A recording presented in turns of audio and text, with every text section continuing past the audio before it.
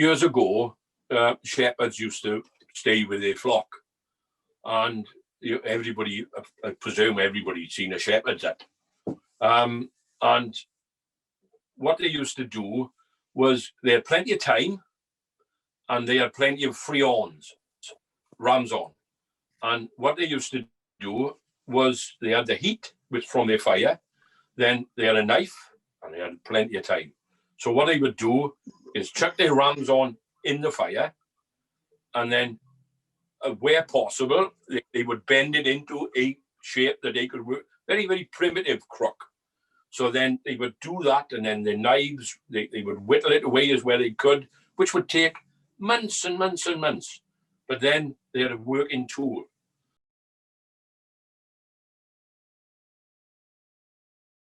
That is, it depends.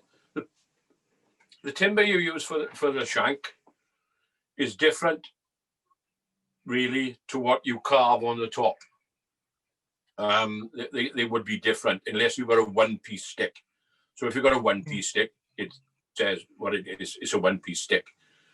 But predominantly, because we live in an area where there is loads and loads of hazel, I predominantly use hazel, but I also use blackthorn. There's not so much blackthorn here, but I get it from Norfolk where my daughter lives.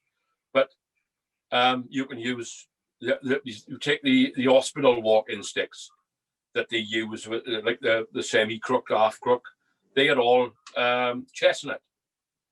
The majority of them are chestnut, which is a lovely, lovely thing. But I prefer, and a lot of other stick makers prefer the bark on. Some people prefer it off, but bark on for me. But you can use any wood. You can basically find the privet. You can actually use privet as well, but it takes so long and it's too whippy. You see some sticks that they grow in and they're like billiard cues, but they're just no good because they're just too whippy. They when they dry, they just when they season, they're no good. Yeah. But They haven't got that strength in them. Yeah, there is no strength in them. Predominantly, this area is hazel. I know for a couple of spots here, there and everywhere where there's a little bit of blackthorn growing, but it's got to be the right dimensions to cut it. So it's no good cutting it for the sake of cutting it and thinking, that's no good, I'm going to throw it away. It's a total waste of what you're doing. You need to look at, when you're going to cut a shank, first of all, you can't just go and cut a shank. All these shanks belong to somebody. So you need to get the landowner's permission before you can go and cut anything. Luckily, I've been involved with John, the head ranger, and yourself, and John has given the club total permission to cut basically anywhere on Caerphilly borough. But we don't just cut for the sake of cut. Because we got the permission, we don't just cut because we can. There's a season to cut shanks, which is from now until the birds start making their nests. We don't want to disturb them. So you've got a limited go. But if you cut shanks, say a lot of stick makers, they say, cut it when you see it, because it will be gone. I'll never understand that, because you cut a shank in the summer, one, it's full of sap. Two, when you dry it out, the bark is just going to wrinkle up and it's going to look awful. So the best time to cut it is when the leaves come off and the sap goes down. And then, but when you cut a shank, you don't just cut it square.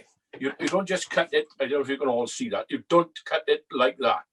Yeah. You always cut it at an angle like that. Reason being, if you cut straight across, the water will just sit on it through the winter and just rot this thing out. So, but if you cut it at any type of angle, so as the water can just run off, it'll improve the growth, which is what we want to do. So if I was to cut that one this year, if I went back next year to look at that, you could probably see 2 or 3 new shoots coming off it. But if you go back and see that, they're starting to go black and it's just going to rot out, which is defeating the object of what we're trying to do. We're just trying to encourage growth, encourage wildlife, but there is a right way and a wrong way to cut it. And if you can always cut it at an angle, you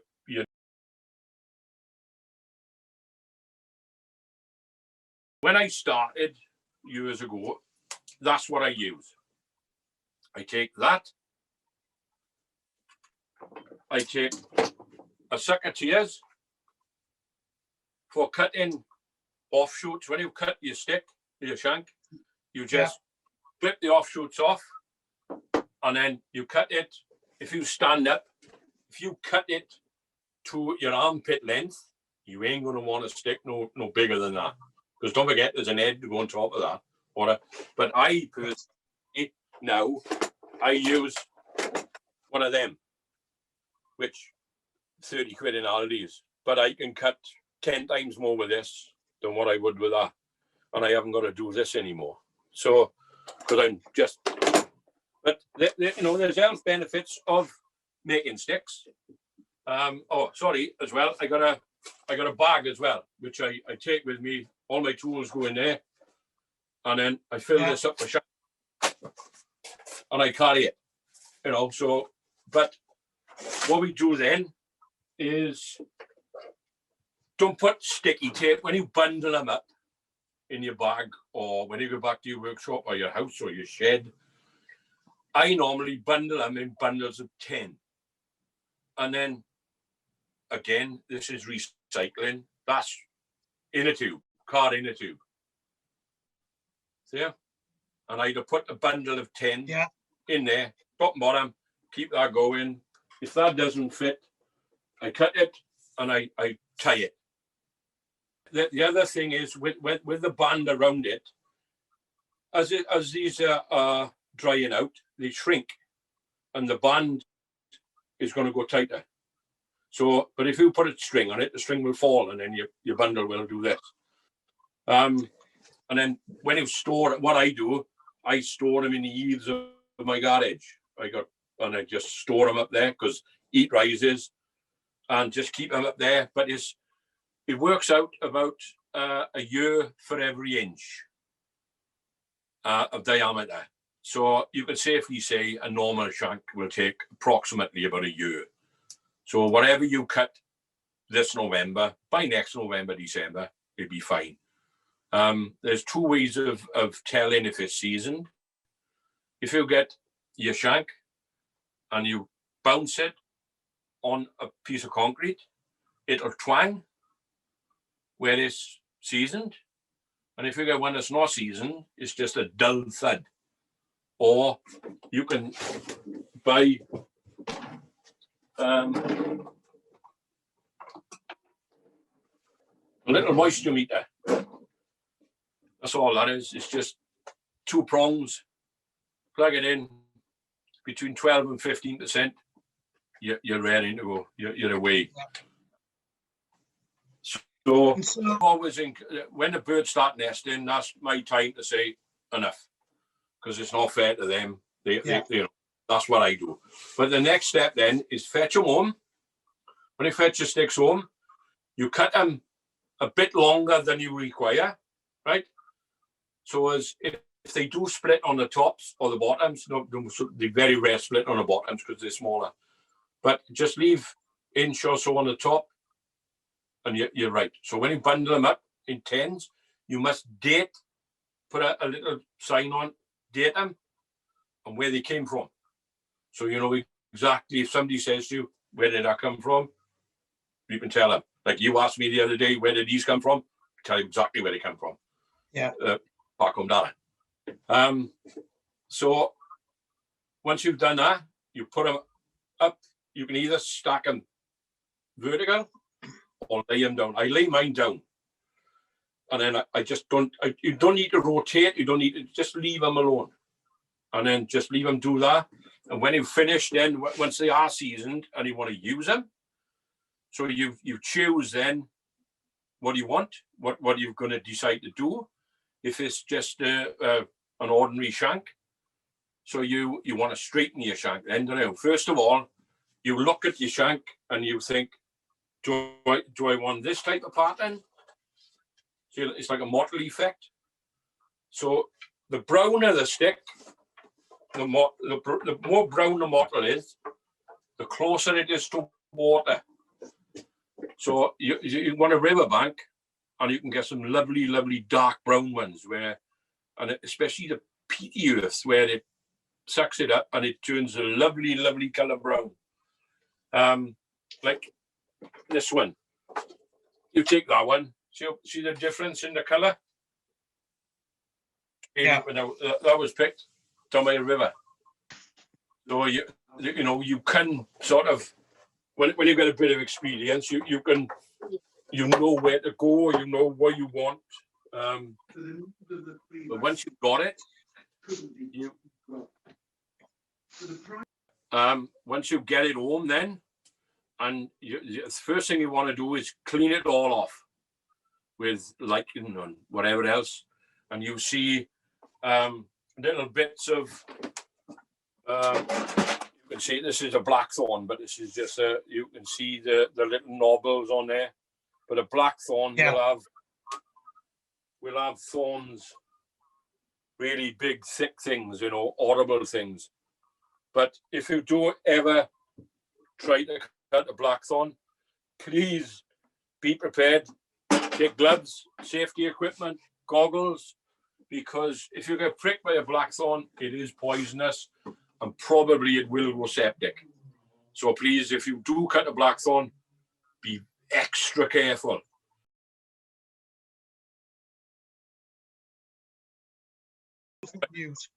Firstly, right, so to make a basic stick, say for argument, we'll use this one, and I will drill the hole for you now. So that's your basic stick, right? Which is, it's not straight by any means, because I didn't want to straighten it for you. So I don't know whether you can see the little knobbles there. Yeah. But that's one of the things that you have to excuse me, I always got a knife. But so what you do with that is you just take that off. It's just as simple as that. Just take it off. Right? You just keep going, take it off, and away you go. And just look down your shank. Yeah, that's fine. That's great. There's a mark there. For me, it would be no good. But for somebody who just needs a walking stick or just a beating stick, do everybody know what a beating stick is? Yeah, for the pheasant shoots. Yeah, but if you don't know what a beating stick is, that's what they use. They hit the bushes and to rise the birds before they shoot them. And there's too many marks on the top of that one for me. So this one for me would just go in the bin. But then there's two methods then. Once you've I'll show you the straightening of it. There's two methods of straightening. You can use an hot air gun, which is what I use in my shed, but you can also use steam. Now I steam 10 to 15 at a time, and I spend the whole day straightening. But for a competition, you can spend one day on one shank to straighten it. It's a process that you couldn't straighten a stick in a day anyway, because you either do that end and that end, or you do the middle first and then the two ends. Because if you've done that end and then the middle, the heat would travel up the stick and it would bend. So you really got to sort of choose how you do it. But the old method would be, if I just turn that on, I'm going to make a bit of noise now because my hot air gun is. So what do? You just warm it. You look down your stick, and you can see that there's a bend there.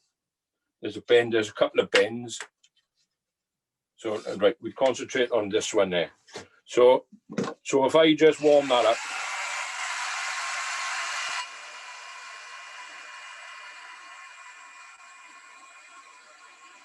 Another thing you've got to watch is you don't burn the bark.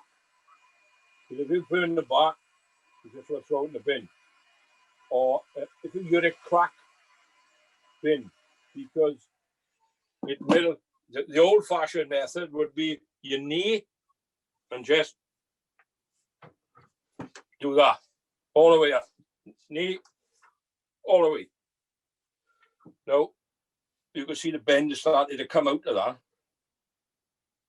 Now, the method we use is, it's all right, we make these, so these, you can't buy these things. Well, you can, you've got to get them off me, like. But that's basically it. So what you do is, again, that fits in there. Or I'll do it this way so you can see it. That fits in there. Now, when that's warm, you just keep turning. See? Either way, so you won't got to keep taking it out. So you can warm it up, bend it, bend it. Yeah, see? If somebody wanted to make that jig, Graham, what are those two wheels that They're turned. Used there? You turn them. It's just buffalo board, basically.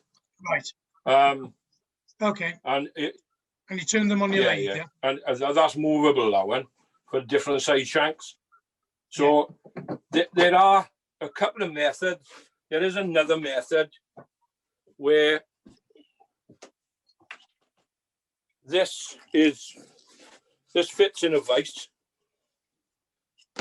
That's all that is that. Right? So that fits in a vise like that. So if you've got a bend there, you squash them two together when it's warm and it straightens it. And then go up the other end, do exactly the same. But that's the method we use today. So you just warm that. You can see, I'll show you now how far you can really push it. Like. But if you steam it, you steam the whole stick and not part of a stick. But I got a micro straightener as well for taking little tiny bits out for competitions and stuff like that, which, you know, you could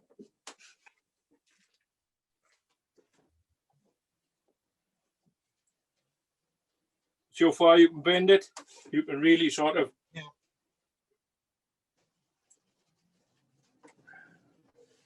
I'm putting the bend back in it now, so as you can. There's quite a bit of force you bring on that, Graham. Yeah. But it's surprising how much force you can really put in. But you've got to once whatever part you've heated first, you've got to leave it cool down before you can do the others, right? Because it'll just revert back.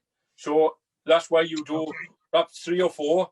By the time you do the 4th one, this is cool. So you can rotate. So you can do all the middles or take the bad bends out first. That's what I do. But the other sticks that I use is the micro straightener, which is, this is a bit of a beast, this thing. All the boys will call this a Gucci one. It's they're all a bit jealous of it, like.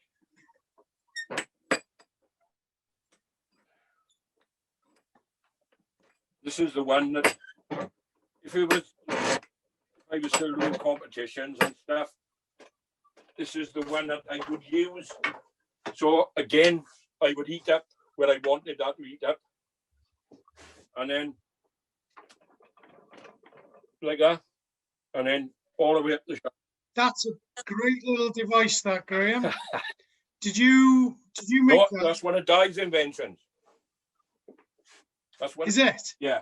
There's only and for those watching, do you want to tell us who Di is? Di is my best friend, basically, and he's an engineer by trade, which he's retired. But he's for me, he's an amazing guy, absolutely amazing. His body is a bit gone now, but his mind is, he's the guy's a genius, an absolute genius. And he's an engineer by trade. He's an engineer, right? Toolmaker by trade, he is, yeah. Yeah. You can see, and but he's a stick maker. He used to be the chairman of South Wales stick makers. He was that for years, but he is a very proficient stick maker. He's not a carver, mind David. He's a stick maker of anything that's not carved. Yeah, like this. He could turn these out. These one-piece sticks of Dave's, which I'll show you what a one-piece stick is and a crook and whatever have you. And then we come, but Dave, he should be here with me today, actually, because we was planning to do it in your place, weren't we? But right, going back to the shank. So the next process now, if just pretend this is straight. So now we want to drill a hole in the center. Now, when I first started, what I used to use was a washer. So you would put your washer on the top. Put your washer on the top. My fingers are a bit, right? And then, can you see that? So you put your washer on the top. Just go back a fraction, Graham. Just a fraction. I turn off the lights a little bit. If I use this, it might be better. So, because it fits the diameter of that. If you've got a washer the same diameter as your stick, you're laughing. But so you put your washer on top like that, and then mark the center with a Sharpie or a pencil, right? Can everybody see that? Right? So I've already done that. I've pre-done it. So then what you do then is you get your drill. Difficult part with this for anybody, as you'll see, this is just a tough piece of wood. This is no good whatsoever. So the hardest part of this for anybody is keeping it perpendicular, straight, and level always. So you basically then do that. I used an 8mm drill, but a lot of people use a 6mm. So you just basically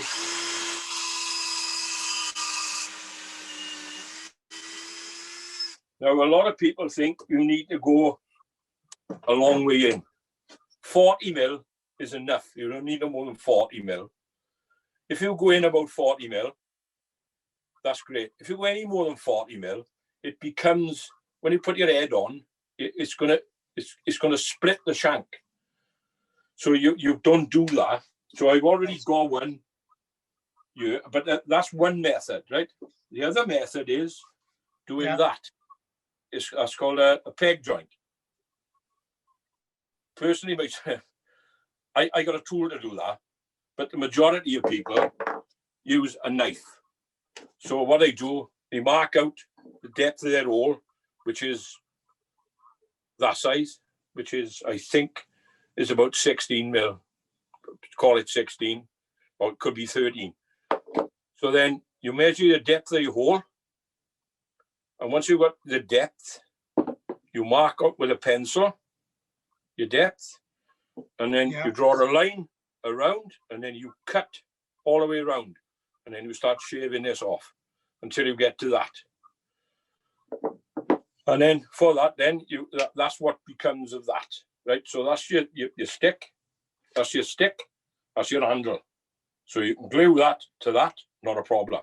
That's a great joint. Or then, so that's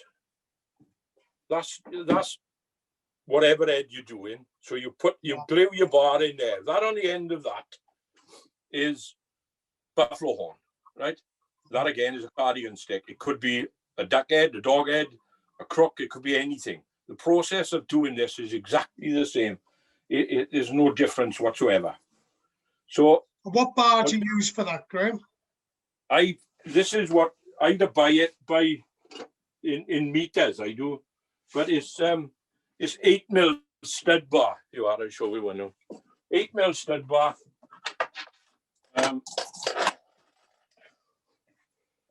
I'd buy this by the box or whatever, it's 10 or 15 in a box, and I think it's about £5 or £6. It's not really dear. Then what you mustn't forget is you must put a flat edge on the bar. When you see the flat edge, I got it up. So what I do, if it's round, I just put it in a vise, like so, just top of the vise, get it in, and just rub that over there until you've got a flat on it. Now, the reason for the flat on there is when you glue it to that, you put your glue in there, then you put that in, and because there's a flat on it, the air can escape. So you haven't got a piston effect of this pushing back out. Yes. So that's why we do that.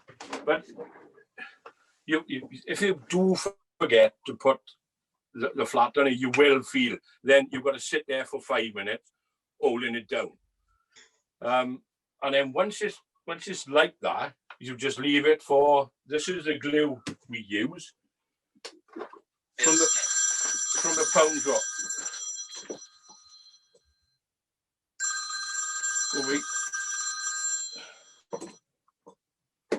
From the pound shop. That's all it is. Right. So what I can pick, it's not Araldite. It's a pound, and probably out of that £1, I can make 5 sticks. I could do 5 joints. So what I do, again, going back to the recycling, if I go in Costa Coffee or McDonald's, I always pick a pile of these coffee stirrers up. So I got a drawer full there, don't cost me nothing. And also, when you buy milk, this is what I use, is the green tops. So we're all recycling again. So when I pour that in there, when I get the glue and put it in, I mix it up with that, as we are. Put it over there, get the glue. You can either squeeze that and tip it in, or you can just feed it in with that and just keep popping it in, scraping the stick, feed it in, scraping the stick, and then you get your bar, you coat your bar, you coat the top of that, and then you push it in. Just leave it drop quietly, push it in, and until you're happy with where you're going to go. But before you do that, I digress a bit. What you should do is get some tape, and you put the tape around the top of your stick, whatever stick you were ever going to do, but you put it sticky side out, not sticky side out. Because if you put it sticky side in, you take the bark off. So this is, you just keep pulling tight until you follow that all the way around. What kind of tape is that? It's just ordinary electric tape, cheap tape. And then, but when you've got your glue on there and your glue in there, when you do this, the glue comes down onto the tape and not the bark. But you don't take the bark off. You don't take the tape off. So that's fixed on there. So what we do then, what I do, I know people haven't got these. So what some people do is get a piece of pipe insulation and put on there, or a piece of tubing to put on there, to put that in your vise. But because I do so many, this is what I do. Stick vise, which goes in there. Put that in there. Normally, I'm on my own and so I just. But when can everybody see that? Yeah. So once that's in there, and that's glued on, okay. So what you do then? So we're ready to go. So we file from there. So it's fixed. So we file downwards, right? All the way. So we're now on to shaping the head onto the stick. Yeah. Yeah.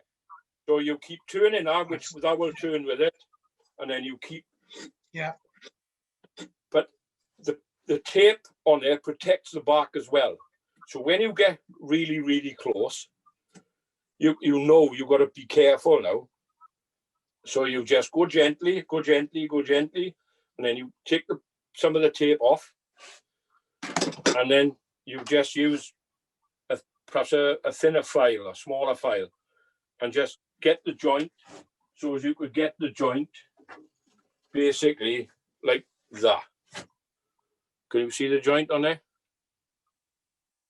That looks absolutely perfect. That's yeah, but that's what you're looking for. That's seamless. Yeah. They reckon that the old fellas reckon if you can shut your eyes and don't feel the joint, you got it. That's done. Yeah. But if you can feel the joint, you failed.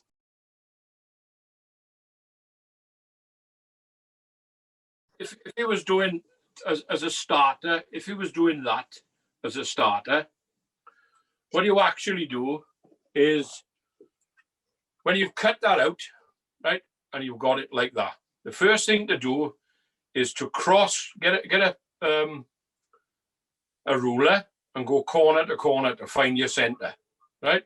Once you've found your center, you draw a line right through the center of that, so as you know the center of that right the way through. So you just get a pencil, and then you just follow that all the way around,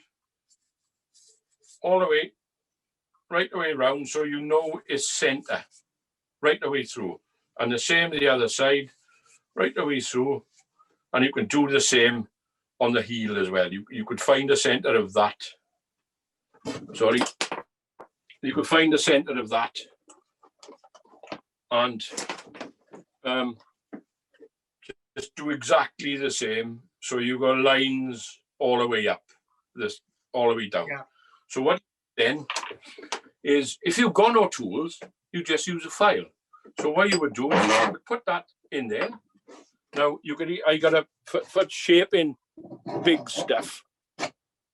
You could use a massive file. You know what I mean? You could just rub that right off. You could just keep going to your line. So your line is your center. So that's where you're going to go.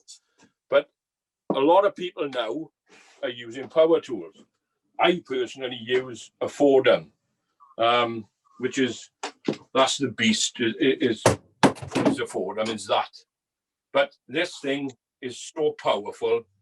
You know, I'm using heads this size, which is a quarter shank, which turns round at 29,000 RPM, which you don't want to make a mistake. For those who don't know what that is that you're holding there, Graham, do you want to describe that a bit more? Is it it's an American power? It's an American power carver, basically. It's on a flexible shaft. It's got reverse on it. It's got forward on it, because you can change the direction for left-handed people. And it really takes, a lot of people are frightened of them. I've actually peeled my thumb off to the bone 3 times. So once you've done it how many times, you've learned your lesson. But it will bite you, and you must wear protection with it. You must wear leather aprons, because if that catches on your clothes, it doesn't stop. It will dig straight in. So it's one of those ones, is either you are not frightened of it, or it's going to bite you. So this has gone from a very genteel, quiet crafting exercise now to that's a pretty dangerous. That's a professional kit, to be honest. It's not for the likes of a novice to go and buy, but for a novice, I would start with something like a Dremel, and that's all that's on there is a sanding disc. And if you was to look, but whenever you're using any of this stuff, you must wear goggles and masks. I got the masks there, and the goggles are behind. You must wear goggles, But this was... Did you wear any protection on your hands, Graham? I don't, but because that's twisting up to 29,000 RPM, I don't want it, if it does actually go to bite me, because what happens with that thing is if you were turning, say for argument's sake, I'm carving this and I'm going that way, because this is spinning now and the dust is coming towards me. But I've got a shield here that and it goes straight down into my dust collector. So it's when you get to there that it goes that way. It'll jump and go that way, come around, and it spins onto your thumb, but it keeps going. So what I got a tendency to do then is throw it. So it's just spinning away and it's throwing. But it takes, I can rough an head out with that. You know, it's like that thing. I could rough that out, which is a boxer when it's finished. I could rough that out. Yeah. 20 minutes. Yeah, a surf form is great for these handles, but a lot of these handles are from hardwood, sycamore and stuff like that, which for a knife is a little bit too hard. So you would need a surf form, a file, anything that you can rasp it off. And then I don't use sandpaper anymore. I use a thing called abranet, which is what I use on the car bodies.